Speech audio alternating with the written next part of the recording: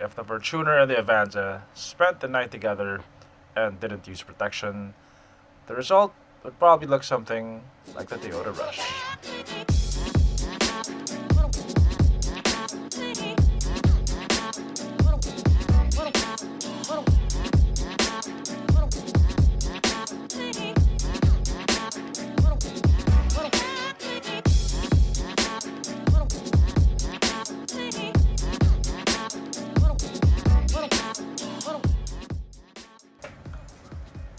I think it looks more like a bigger Avanza than a smaller Fortuner, which makes sense since it's based on the Avanza platform. That's not to say that it looks bad though. For an entry-level MPV slash SUV, I think it looks pretty decent. Although, as I said in my Xpander review, it doesn't look as striking as the Xpander.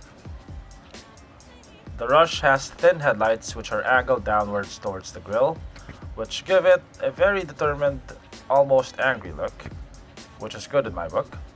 It has muscular bulges on the hood. Viewed from the side, it has lines that sweep upwards towards the back. Overall, it's a relatively aggressive look. This Rush right here is the TRD edition, which is the top of the line model. It may bear the TRD badge, but there are no performance modifications in this vehicle. It's basically a Rush 1.5G with some aesthetic modifications, mostly in the form of flat black plastic trims. You'll have to play a game of spot the difference to spot the difference between the 1.5G and the TRD edition, because they're not that obvious. For one, the TRD has this flat black plastic trim along the sides of the vehicle. It also has flat black plastic trims around the fog lamps. It has a TRD logo on the chin, and it also has very subtle side skirts. Compared to the Xpander, the Rush sits a lot higher off the ground. It has bigger 17-inch wheels. It looks more rounded compared to the Xpander, which looks a lot more angular.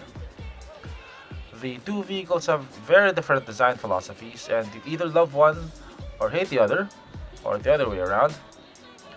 Looks are of course subjective, so take your pick, but I prefer the Xpander's looks.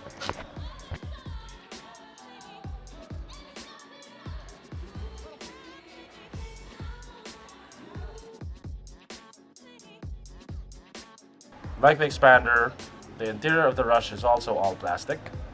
There are no padded surfaces, not even the armrests.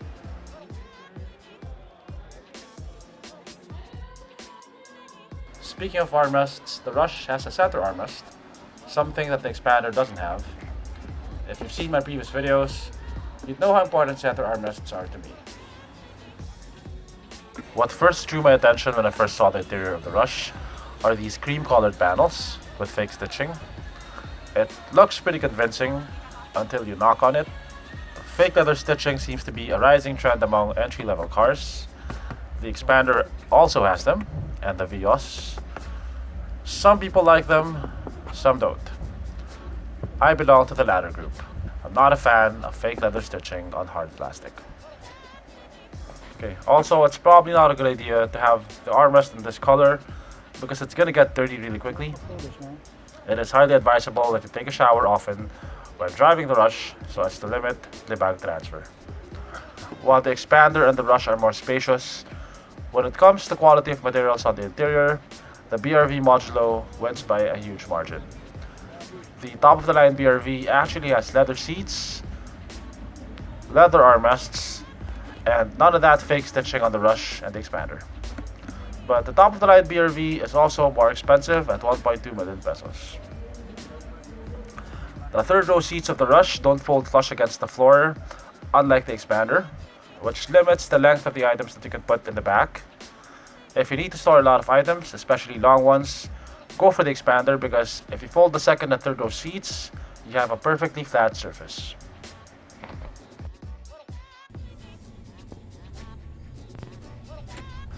I got to test drive the Rush on public roads, as well as on this slalom track. It seemed as though it was a bit more responsive compared to the Rush, although if there's a difference, it is marginal. It didn't feel underpowered in city driving, with 3 people on board. Although on the highway, I imagine that the 4-speed automatic is going to be a pain to deal with. Imagine going at 100 kph and the engine screaming at 3000 rpm, or overtaking at 120 kph and the engine doing 4000 rpm.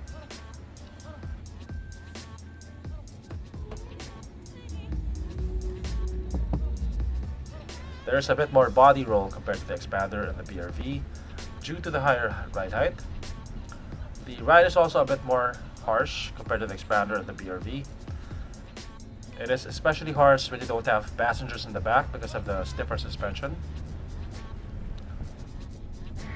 Average city consumption is about 8 kpl, and it can go up to 13 kpl on the highway.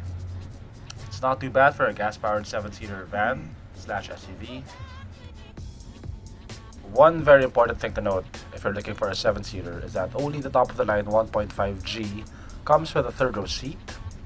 So if you don't want to spend 1,070,000 pesos on the top-of-the-line Rush and you need third-row seats, you're better off going for the entry-level Xpander, which has third-row seats for all of its variants.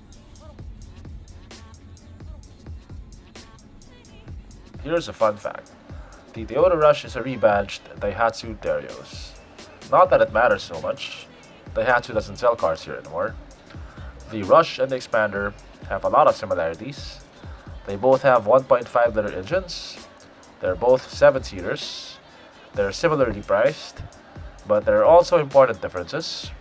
The Rush has higher ground clearance. The Xpander has more cargo space when the seats are folded down. The Xpander has cruise control, which is very helpful on the highway. The Rush is rear-wheel drive. The Xpander is front-wheel drive. I don't think that there's a clear winner here. Both vehicles have their own advantages. It is up to you to determine which vehicle will better suit your lifestyle and taste. But if you ask me, I'll take the Xpander. Cruise control is pretty important to me, and I just think that it's the better looking vehicle.